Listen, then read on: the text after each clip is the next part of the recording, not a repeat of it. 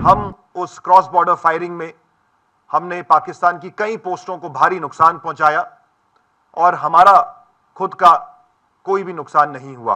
बहुत अच्छा जवानों ने जो है उनका मुकाबला किया। मॉर्टर डेट्स का जो फायर बहुत स्किलफुल और बहुत स्टीक फायर था, जिसके कारण वो पोस्टों से भागते भी दिखाई गए, जैसे आपने वीडियो में देखा है। पाकिस्तानी पोस्ट से हमारी पोस्टों के ऊपर फायर शुरू हुआ और उसकी तैयारी हमने पहले से कर रखी थी और उसी का ये फलस्वरूप रहा कि हम उस क्रॉस बॉर्डर फायरिंग में हमने पाकिस्तान की कई पोस्टों को भारी नुकसान पहुंचाया और हमारा खुद का कोई भी नुकसान नहीं हुआ। उस इलाके के जो सेक्टर कमांडर हैं श्री मंड, वो हमारे बीच में उपस्थित है।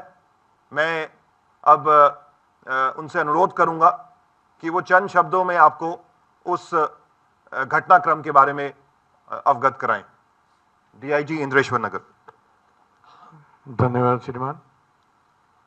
8 तारीख की रात को जैसे आईजी साहब ने बताया, अभी काफ़ी इनपुट्स हमारे पास थे। अभी भारी जमावड़ा जो उग्रवादियों का सियालकोट एरिया में जो इनके लॉन्च पैड्स हैं वहाँ पे है, तो हमने 10 बजे के आसपास जो हमारा जो सर्वेलेंस डेट्स हैं उन्होंने इनका मूवमेंट को डिटेक्ट किया एडवांस में, और कोई 40-50 के आसपास का मूवमेंट ये था जो बॉर्डर की तरफ बढ़ रहा था। तो उस समय अंदेशा एप्रिसिएशन यही था भी या तो ये इन्फिल्ट्रेशन करेंगे या हमारे फॉरवर्ड जो बंकर्स हैं उनका नुकसान पहुंचाने की ये कोशिश करेंगे। तो इस पर कॉल लिया गया, तो प्रीएम्प्टिव हमने उनको स्ट्राइक किया, जिससे भारी नुकसान उनको हुआ। उनका मूवमेंट जो है स्कटल हुआ उस एरिया में। एंड जैसे हमने पहले से एक्सपेक्ट किया था, तो उनके कुछ पोस्टों ने बीएसएफ की बीओपीज पर काफ़ी हैवी फायरिंग उन्होंने शुरू कर दिया, जिसका रिटेलिएशन माकूल तरीके से दिया गया। वो ऑलरेडी प्लान था कौन सी पोस्ट में किस वेपन से हमने उसको साइलेंट करना है। It was already plan. And बहुत अच्छा जवानों ने जो है उनका मुकाबला किया। मॉर्टर डेट्स का जो फायर बहुत स्किलफुल और बहुत स्टीक फायर था, जिसके कारण वो पोस्टों से भागते भी दिखाई गए, जैसे आपने वीडियो में देखा है। अपने पोस्ट छोड़ कर भागने लग गए और जो मूवमेंट पूरा उनका स्कटल हुआ, और जो इनपुट्स हैं काफ़ी उनके लोग हताहत हुए उस इलाके में, टेररिस्ट भी और उनके सपोर्टर्स भी, और कुछ आर्मी और रेंजर्स भी। So that is all about that, and rest is history. We have already briefed you on site about that. तो 8 तारीख की रात को जब ये घटनाक्रम को हमने अंजाम दिया, उसके बाद से दुश्मन के हौसले उस इलाके में पस्त हुए। अगले दिन 9 तारीख को पाकिस्तान के द्वारा सामा का इलाका छोड़कर जम्मू के उत्तरी इलाके में जो अखनूर के नज़दीक पड़ता है, वहां पे अंतर्राष्ट्रीय सीमा पर अनप्रोवोक्ड क्रॉस बॉर्डर फायरिंग को शुरू किया गया और उसकी तैयारी बॉर्डर सिक्योरिटी फोर्स ने पहले से कर रखी थी।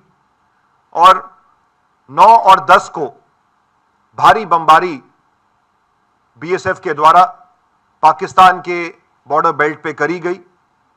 इस दौरान हमने ये प्लानिंग कर रखी थी कि मौका मिलेगा तो अंतर्राष्ट्रीय सीमा के नजदीक जो आतंकवादी लॉन्च पैड्स हैं उन पे भी बीएसएफ के द्वारा हमला किया जाएगा। और इसी घटनाक्रम में 9 और 10 की रात को बीएसएफ के द्वारा लश्कर तौयबा के एक लॉन्च पैड जो कि पाकिस्तान में स्थित है, जिसका नाम लूनी है, जो महज अंतर्राष्ट्रीय सीमा से 3 किलोमीटर के फासले पे है, उस पे बीएसएफ के द्वारा एक सुनियोजित योजना के तहत हमला किया गया। और इस घटनाक्रम के बारे में आपको और संक्षिप्त तौर पे अवगत कराने के लिए मैं अब अनुरोध करूंगा डीआईजी सेक्टर सुंदरमनी श्री वीरेंद्र दत्ता से कि वो आपको इस घटनाक्रम के बारे में बताएं। धन्यवाद सर। जैसा कि सर ने बताया कि 8 तारीख को जो इंसिडेंट हुआ था उसके बाद उन्होंने अपना मूवमेंट हमारी तरफ बढ़ा दिया था।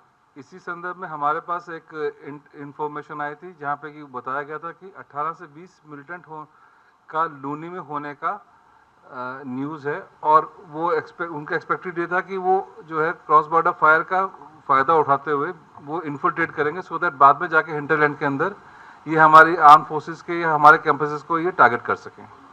सो ऑलरेडी लूनी हम लोगों ने टारगेट कर रखा था, तो इमीडिएटली आईजी सर से गाइडेंस और डायरेक्शन के तहत ये पूरा प्लान किया गया, जहाँ पे कि हमने मोटर पोजीशंस को सेलेक्ट किया, बिकॉज इसमें हमने सरप्राइज एलिमेंट को मेंटेन करने का प्रयास किया। तो इसमें हमने एक नहीं कम से कम 4 मोटर पोजीशंस अलग अलग डायरेक्शन से किया, सो दैट एक पूरा का पूरा कन्फ्यूजन मेंटेन रहे। एट द सेम टाइम हमने जो है साइमल्टेनियसली जो है फायर असॉल्ट प्लान किया, ताकि जो है हम बाकी जो पोस्टें हैं उनको भी एंगेज कर सकें, ताकि वो किसी भी तरीके की मदद या हमारे ऊपर काउंटर अटैक ना कर सकें।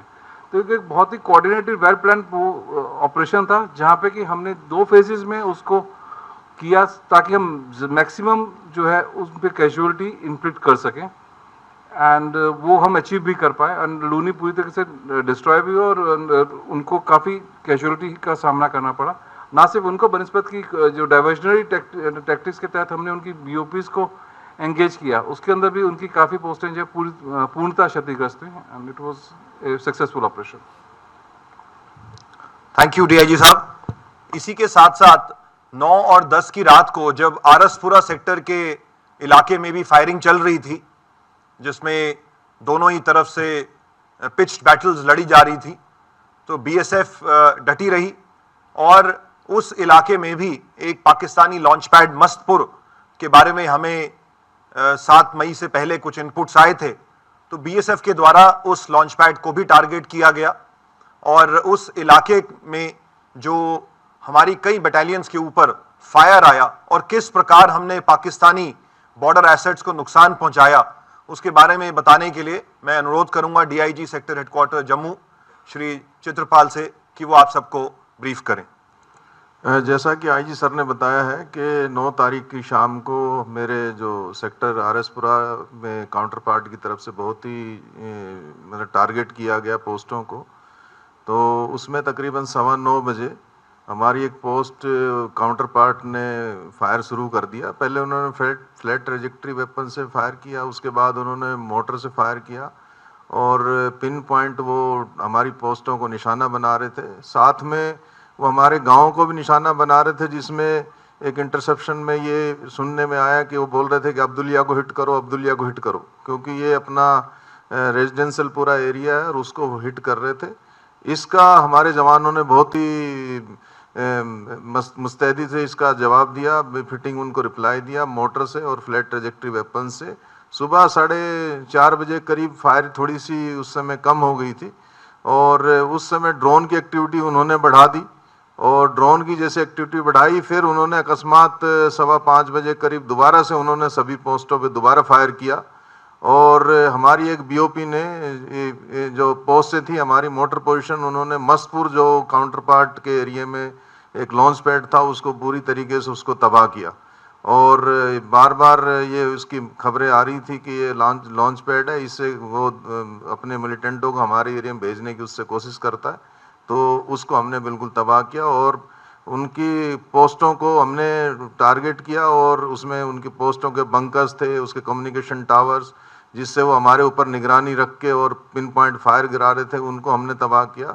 और फायरिंग के दौरान देखा गया कि उनके जवान जो है पोस्टों से पीछे जा रहे थे दौड़ के, और इंटरसेप्शन से लग रहा था कि उनको भारी इसमें फायरिंग में नुकसान हो रहा है।